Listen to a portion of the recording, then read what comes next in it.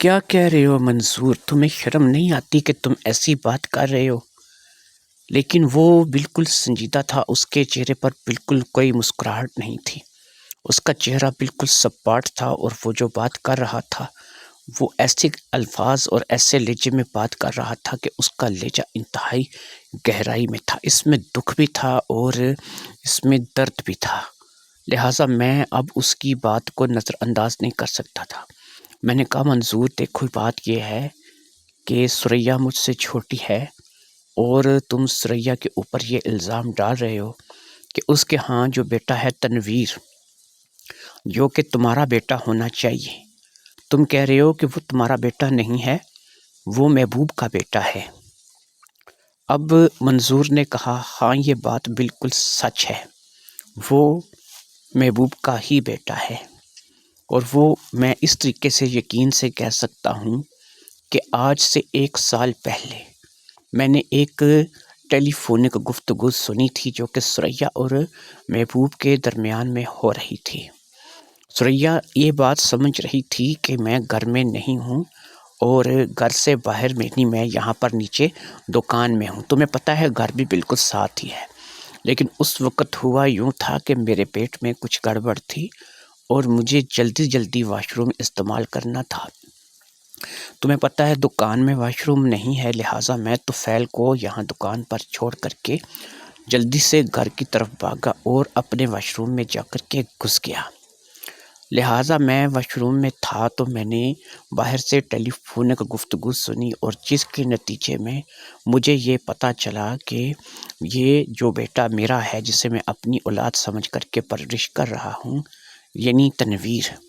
یہ میرا بیٹا نہیں ہے۔ میرا بیٹا صرف اصفہان ہے جو کہ تنویر سے چھوٹا ہے،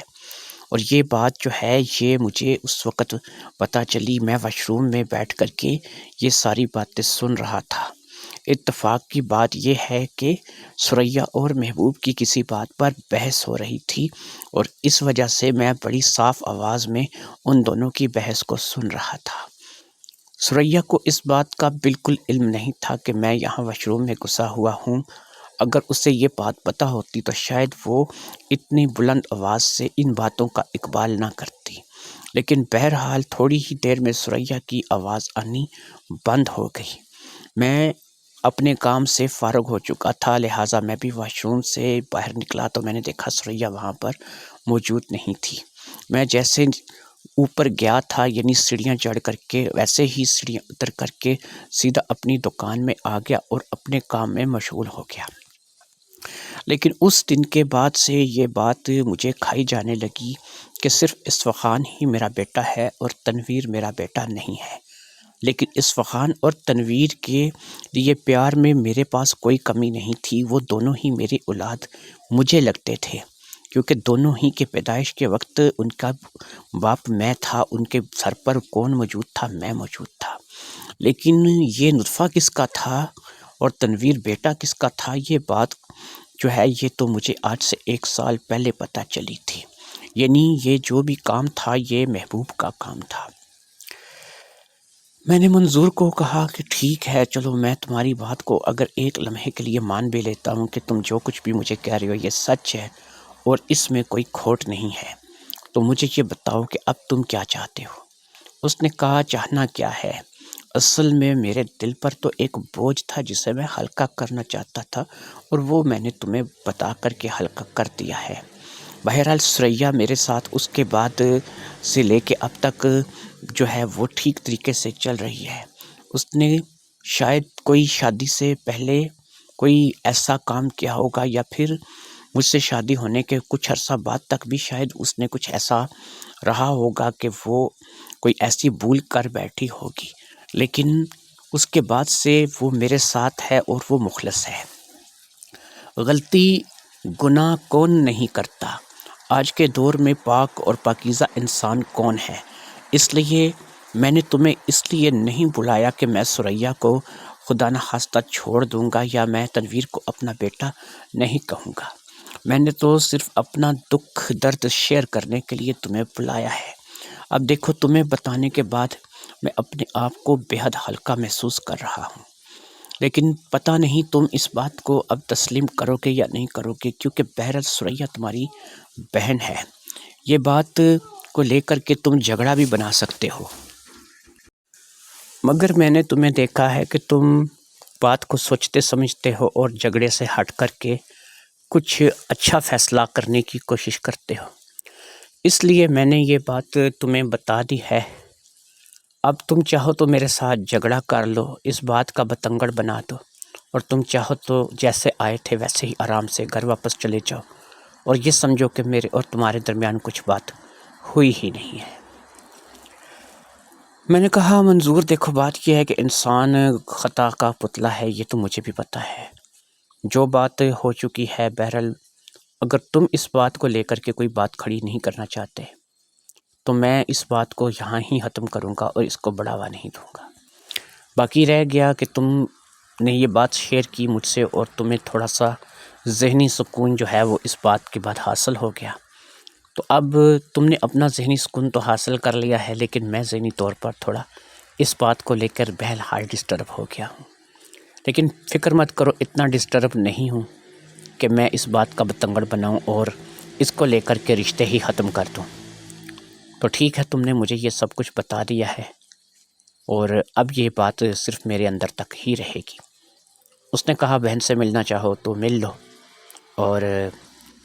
گھر آنا چاہو تو آ جاؤ، رہنا چاہو تو رہ بھی سکتے ہو۔ میں نے کہا نہیں، میں یہیں سے واپس جاؤں گا،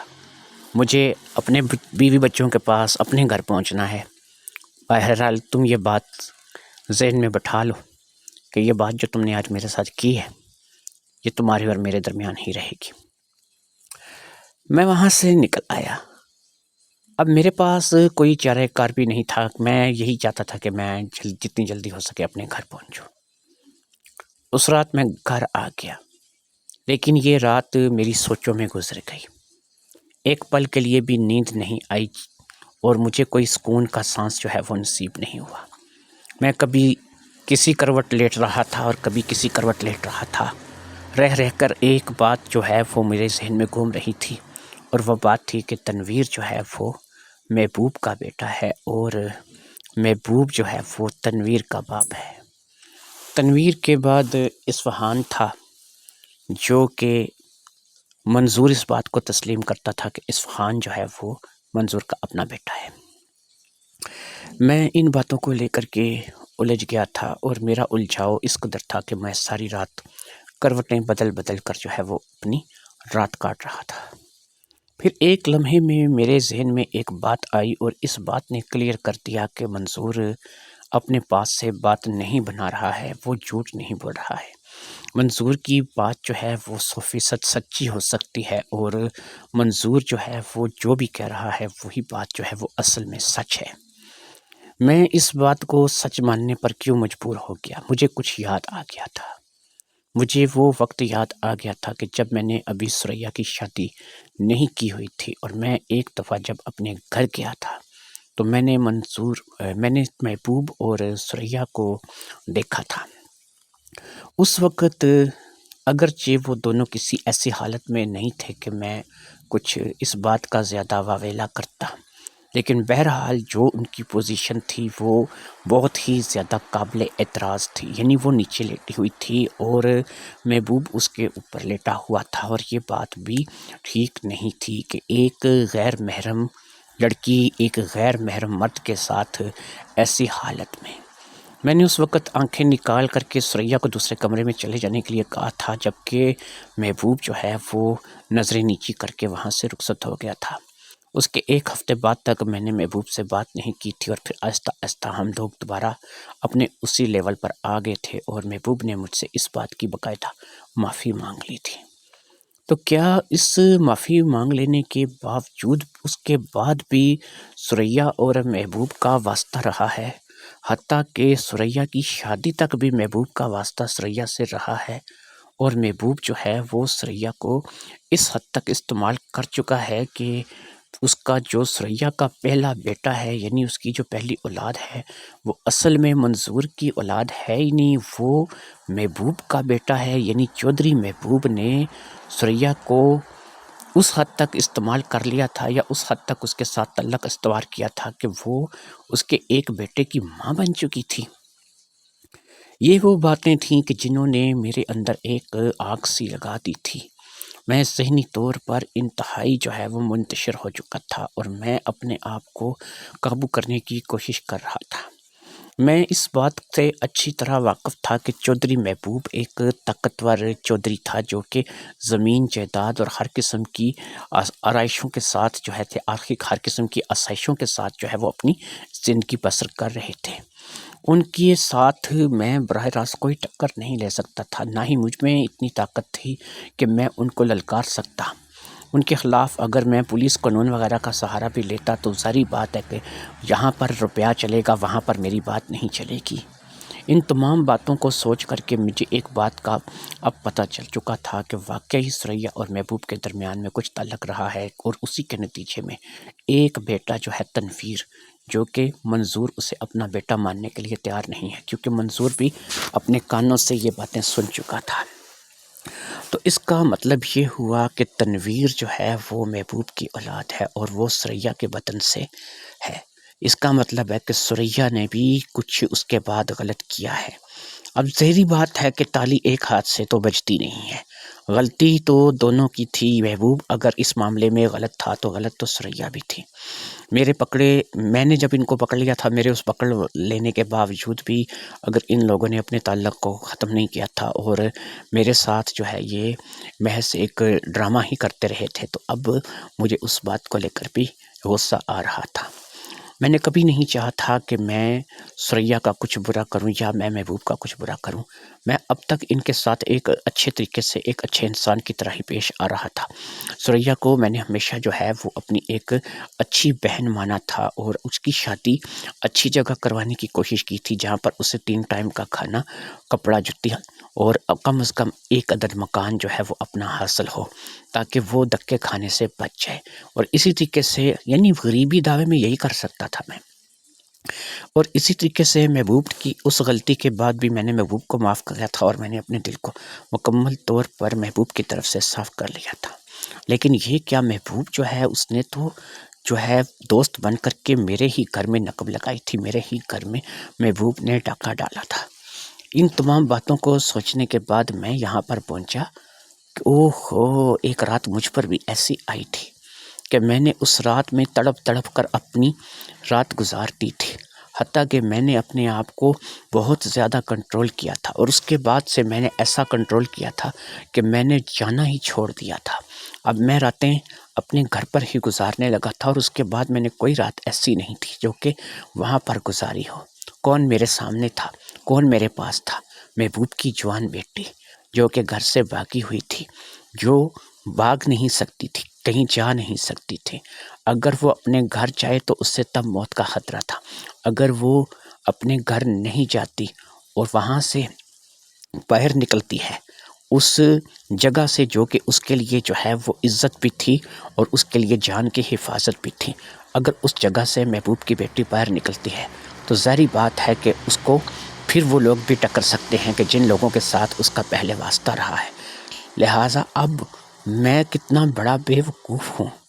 ایک نوجوان لڑکی جو کہ میرے ساتھ میرے رہنے پر آمادہ ہے، میں اگر ہر روز ہر رات بھی وہاں گزارنا چاہوں تو میں وہاں پر ہر روز ہر رات بھی وہاں پر رہ سکتا ہوں، اس کے ساتھ ایک ہی بستر استعمال کر سکتا ہوں، ایک ہی واش روم، ایک ہی کمرہ اور کھانا پینا سانجھا کر سکتا ہوں۔ لیکن میں نے اس چیز کو سوچ کر اس بات کو چھوڑ دیا تھا کہ وہ میرے بہت ہی عزیز دوست محبوب کی بیٹی ہے، اس محبوب کی بیٹی ہے کہ جس کے ساتھ میں بہت پرانی دوستی نبھاتا چلا آ رہا تھا۔ لیکن یہ کیا، وہی محبوب تو میرے اپنے گھر میں نقب لگانے والا ڈاکو نکلا تھا، جس نے میری اپنے ہی گھر کو برباد کیا تھا، جس کے لیے مجھے آج پتہ چل رہا تھا کہ میری بہن کا جو سب سے بڑا بیٹا ہے، جو مجھے ماموں کہتا ہے، وہ میرا بیٹا ہی، وہ میرے بہن کا بیٹا ہی نہیں ہے، وہ تو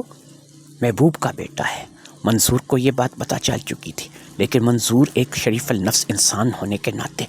ان باتوں کو اوائڈ کر رہا تھا۔ لیکن میں اتنا زیادہ بھی شریف النفس نہیں تھا کہ ان تمام باتوں کو جاننے اور سوچنے سمجھنے کے بعد بھی آنکھیں بند کر لیتا۔ میں وہ کبوتر نہیں تھا جو کہ بلی کو دیکھ کر اپنی آنکھیں موند لیتا ہے اور یہ سمجھتا ہے کہ بلی آنکھوں کے آگے سے اوجھل ہو گئی ہے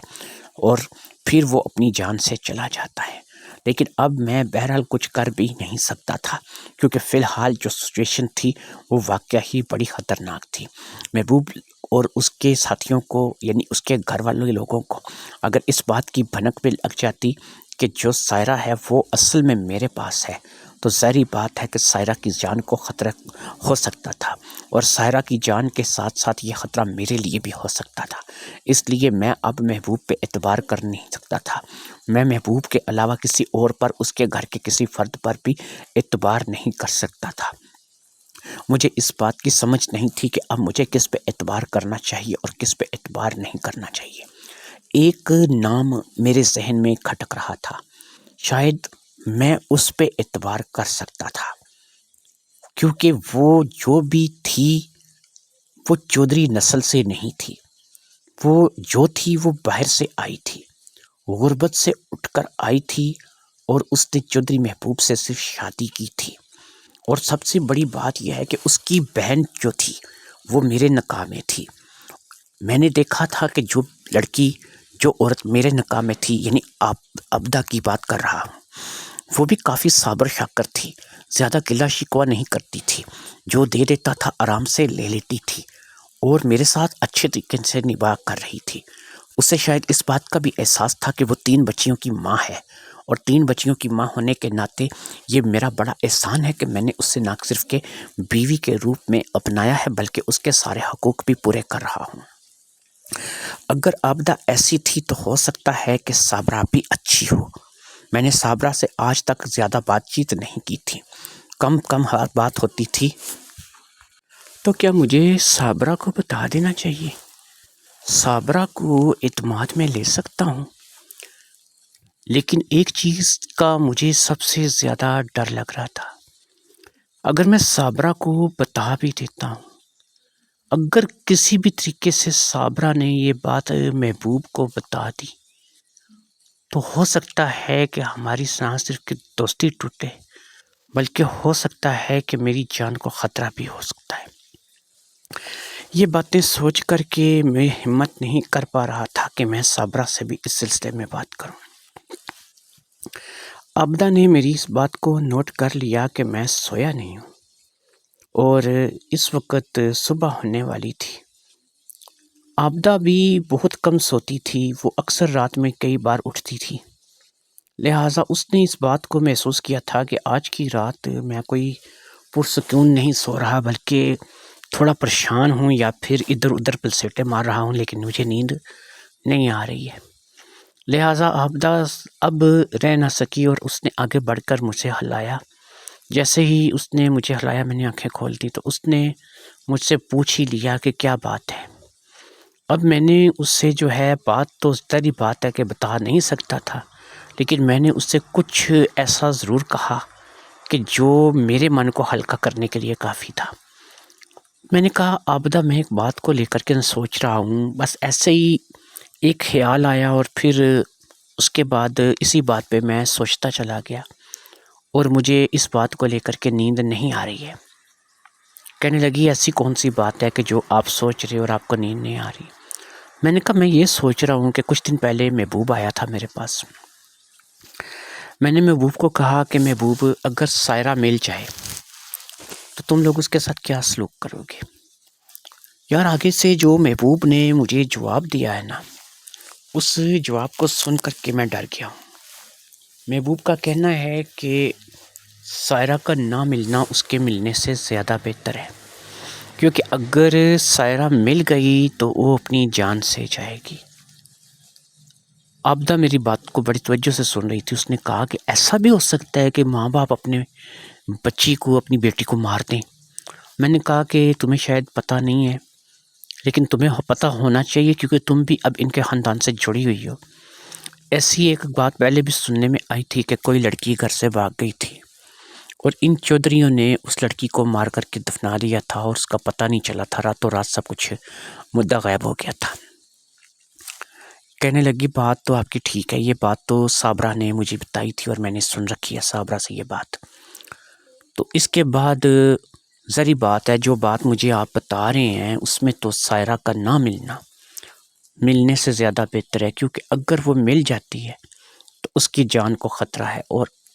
یقین کریں کہ مجھے ایسا لگ رہا ہے کہ یہ محبوب جو کہ ہے تو آپ کا دوست اور میری بھی بہن کا شوہر ہے، لیکن یہ بھی بس نام کا دکھاوا ہی کرتا ہے کہ وہ کوئی بیبا بندہ ہے یا اچھا انسان ہے، اندر سے اس کی بھی فطرت وہی ہے جو چودھریوں کی فطرت ہے۔ لہٰذا مجھے اس چیز کا ڈر ہے واقعی کہ اگر سائرہ مل گئی تو ہو سکتا ہے کہ سائرہ کے لیے یہ بات اچھی نہ ہو۔ میں نے کہا عبدہ ایک بات بتاؤ، یہ جو تمہاری بہن ہے صابرہ یہ کیسی ہے؟ کہنے لگی میں آپ کی بات نہیں سمجھی۔ میں نے کہا کیا صابرہ چاہے گی کہ اس کی بیٹی کو موت کے گھاٹ اتار دیا جائے، اس کی بیٹی مر جائے اور اس کی بیٹی جو ہے وہ جو ہے اس کے ساتھ یہ سب کچھ ہو؟ کہنے لگی نہیں، صابرہ تو کسی کو چھوٹے سے چھوٹے جانور کو نقصان پہنچا نہیں سکتی، وہ تو بڑی بیبی بندی ہے اور اس نے تو کبھی ایسا سوچا بھی نہیں ہے کہ وہ کچھ ایسا کرے گی۔ صابرہ نہیں کر سکتی۔ صابرہ کو تو اگر سائرہ کے بارے میں لگ جائے پتہ تو ہو سکتا ہے کہ وہ سائرہ کو ان چودھریوں سے بچائے گی، سیو کرے گی، کیونکہ صابرہ جو ہے وہ خود ان کی فطرت سے واقف ہو چکی ہے۔ جب سے وہ ان کے اندر آئی ہے اسے اچھی طرح سے پتہ ہے کہ یہ لوگ کس قسم کے لوگ ہیں، اور اس کے شوہر سمیت وہ سب لوگوں کو جو ہے وہ اچھے طریقے سے جانتی ہے۔ میں نے کہا اس کا مطلب ہے کہ تمہارا کہنے کا مقصد یہ ہے کہ اگر سائرہ کا کہیں سے پتہ چل جاتا ہے تو صابرہ کبھی بھی نہیں چاہے گی کہ وہ ان چودھریوں کے ہتھے چڑھے اور پھر اپنی جان سے چلی جائے۔ وہ کہتی ہے جی ہاں مجھے لگتا تو ایسا ہی ہے۔ میں نے کہا عبدہ یہ بات اگر 101% ہو تو پھر کوئی بات ہے، لگنے سے کیا ہوتا ہے؟ لگنے میں تو محبوب بھی میرا دوست ہے اور مجھے اچھا ہی لگتا ہے کہ وہ ایک نیک اور اچھا انسان ہوگا، لیکن اب جو باتیں جو ہیں اس دن محبوب نے مجھ سے کی ہیں ان کو سن کر تو میں ڈر گیا ہوں، اور مجھے پتہ لگ رہا ہے کہ شاید محبوب جو ہے وہ خود ہی اپنی بیٹی کو مار دے، جس قسم کی باتیں اس نے میرے ساتھ کی ہیں۔ کہنے لگی آپ کہتے ٹھیک ہو، چودھریوں کی کسی بات کا اعتبار نہیں کیا جا سکتا۔ بہرحال آپ کیوں ان معاملات کو لے کر کے پریشان ہوتے ہیں؟ آپ آرام کریں، کوشش کریں تھوڑا سا سو لیں، ورنہ صبح آپ سے ورکشاپ میں کام نہیں ہو سکے گا۔ میں نے کہا چلو ٹھیک ہے، تم بھی کوشش کرو کہ تم بھی آرام کرو اور میں بھی آرام کرتا ہوں، بہرحال صبح دیکھتے ہیں کہ کیا ہوگا۔ اس کے بعد بھی ظاہری بات ہے کہ سوچیں سونے نہیں دیتی، اور میں بھی تقریباً اسی سوچ میں مگن رہا، اور پھر کافی دیر میں مجھے جا کے نیند آئی، پتہ نہیں، لیکن صبح ہو چکی تھی۔ مجھے نہیں پتا کہ میں کتنی دیر سویا پڑا رہا ہوں گا، لیکن جب میں اٹھا تو اس وقت صبح کے 9 بج چکے تھے۔ مجھے نہیں پتا میں کتنی دیر سویا، لیکن 9 بج چکے تھے، کیونکہ اندازہ نہیں تھا کہ نیند کب آئی۔ بہرحال 9 بجے اٹھ کر کے میں نے سب سے پہلا جو کام کیا وہ ورکشاپ کی طرف بھاگنے کا کام تھا، کیونکہ آج میں بہرحال لیٹ ہو چکا تھا۔ میں اپنے شاگردوں کی دکان سے ہوتا ہوا سیدھی اپنی دکان پر پہنچا۔ میں نے شٹر کو اوپر کیا اور اپنی دکان کو حسب روایت کھول لیا۔ شٹر اوپر کرنے کے بعد میں سب سے پہلے اس گٹر نما ڈکن کی طرف بھاگا جہاں نیچے سیڑھیاں اتر کر مجھے جو ہے وہ ملاقات سائرہ سے ہونی تھی، اور میں اس کمرے میں تھوڑی ہی دیر میں پہنچ گیا۔ سائرہ ابھی تک اونٹ گھوڑے بیچ کے سو رہی تھی، شاید اب اسے عادت ہو چکی تھی یہاں پر رہنے کی، اور وہ جو ہے ٹی وی دیکھتی رہتی تھی یا پھر موبائل پہ گیمیں کھیلتی رہتی تھی، اس وجہ سے اس کو کافی جو ہے وہ یہاں پر یہ موبائل جس پہ وہ گیمیں کھیلتی تھی یہ بھی اسے میں نے ہی دیا تھا، یہ ایک ایکسٹرا موبائل تھا، حتیٰ کہ اس کے اپنے پاس جو موبائل تھا وہ نہیں بچا تھا، یہ موبائل سے میں نے دیا تھا۔ لیکن یہاں پر اس میں موبائل میں سم نہیں تھی، بس کچھ ڈیٹا تھا جو کہ میموری کارڈ میں یا موبائل میں موجود تھا، اسے دیکھ لیتی تھی، یا پھر جو ٹی وی تھا وہ دیکھ کر کے وہ گزارا کرتی تھی۔ میں نے جا کر کے اس کو اٹھایا اور اس سے ناشتہ بنانے کے لیے کہا، اور اس سے میں نے بتایا کہ آج میں لیٹ ہو گیا تھا اس لیے جلدی بھاگ آیا اور ٹھیک طریقے سے ناشتہ بھی نہیں کیا۔ خیر ہم دونوں نے مل کر کے ناشتہ بنایا اور پھر ناشتہ کرنے لگے۔ اس دوران ہماری گفتگو ہلکی پھلکی تھی، میں آپ کو ایک چیز بتاؤں کہ اوپر شٹر تو میں اٹھا چکا تھا ورکشاپ کا، لیکن مجھے ورکشاپ کی فکر نہیں تھی، کیونکہ اس وقت صبح صبح کا ٹائم تھا اور مجھے پتہ تھا کہ لوگ جو ہے یہاں پہ 11 بجے سے پہلے کم از کم اس روڈ پہ آنا جانا شروع اتنا نہیں ہوتا۔ دوسری یہ ہے کہ میرے ورکشاپ میں ایسا چوری کرنے لائق تھا نہیں، میرے اوزار تھے جن سے لوگوں کو کوئی واسطہ نہیں تھا، اور آج تک اس ورکشاپ سے کوئی چیز میری چوری نہیں ہوئی تھی، اس لیے میں تھوڑا سا بے فکرہ بھی تھا کہ مجھے آج تک یہاں سے کسی چور کا سامنا نہیں کرنا پڑا تھا۔ ناشتہ کرنے کے بعد اور چند باتیں سائرہ کے ساتھ کرنے کے بعد میں اوپر اپنی ورکشاپ میں چلا گیا، جو کہ بالکل ویسی کی ویسی تھی جیسے میں چھوڑ کر گیا۔ آج میں نے سائرہ کو یہ بول دیا تھا کہ وہ نیچے ہی رہے اور دھوپ سیکنے کے لیے اوپر تھوڑی دیر کے لیے بھی نہ آئے، کیونکہ آج جو ہے وہ شاید والی بات ہے کہ کچھ کام کے زیادہ آنے کی امید ہے اور لوگوں کی آمد و رفت ضرورت سے زیادہ رہے گی۔ وہی ہوا کہ تقریباً 10:30 11 بجے کے بعد لوگوں کی آمد و رفت شروع ہو گئی اور مجھے پھر سر کھجانے کی فرصت بھی نہیں ملی۔ دوپہر کے 2 بجے میں نے جا کے سائرہ سے پوچھا تو سائرہ نے بتایا کہ اس نے جو ہے سبزی تیار کر لی ہے اور میں اگر کھانا کھانا چاہوں تو وہ یہیں پہ روٹی بھی بنا دے گی، لہٰذا میں نے اس کو روٹی بنانے کے لیے کہا اور خود اوپر ورکشاپ میں آ گیا۔ اسی طریقے سے سسٹم چلتا رہا، صبح سے شام ہو گئی اور شام سے رات ہو گئی، چھٹی کرنے کا ٹائم آ گیا۔ میں نے آج اپنے گھر فون کر دیا اور ان کو بتا دیا کہ بھئی میں آج رات گھر نہیں آ سکوں گا، مجھے کہیں کسی جگہ جانا ہے شہر سے باہر، لہٰذا میں نے اپنی دکان کا شٹر ڈاؤن کیا اور پھر وہ گٹر نما ڈھکن اٹھا کر کے آج میں سیڑھیاں اتر کر کے پھر دوبارہ سے سائرہ کے پاس پہنچ گیا۔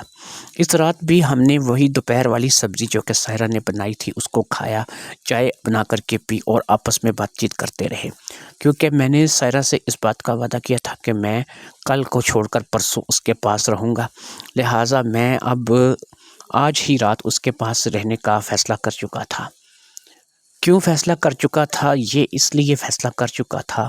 کہ میرے اندر جو آگ لگی ہوئی تھی اب وہ آگ میں کسی اور طریقے سے بجھانے کی سوچ رہا تھا۔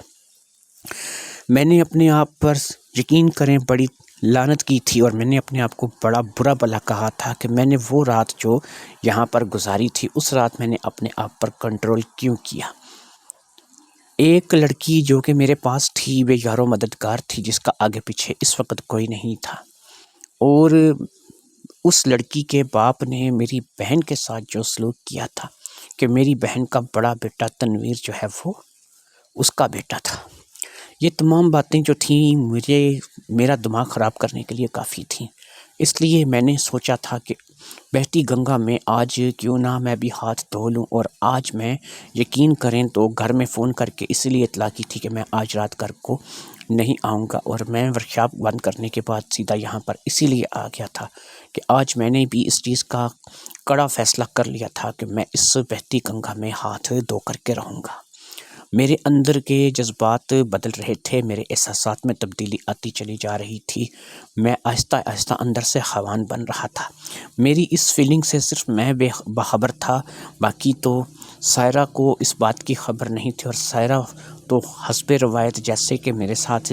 چلتی تھی یا بات چیت کرتی تھی ویسے ہی وہ میرے ساتھ بات چیت میں مگن تھی، اور اسے اس بات کا احساس نہیں تھا کہ آج اس کے ساتھ کیا ہونے والا ہے، اور آج کی رات شاید اس پہ پھر ایک مرتبہ باری گزرنے والی ہے۔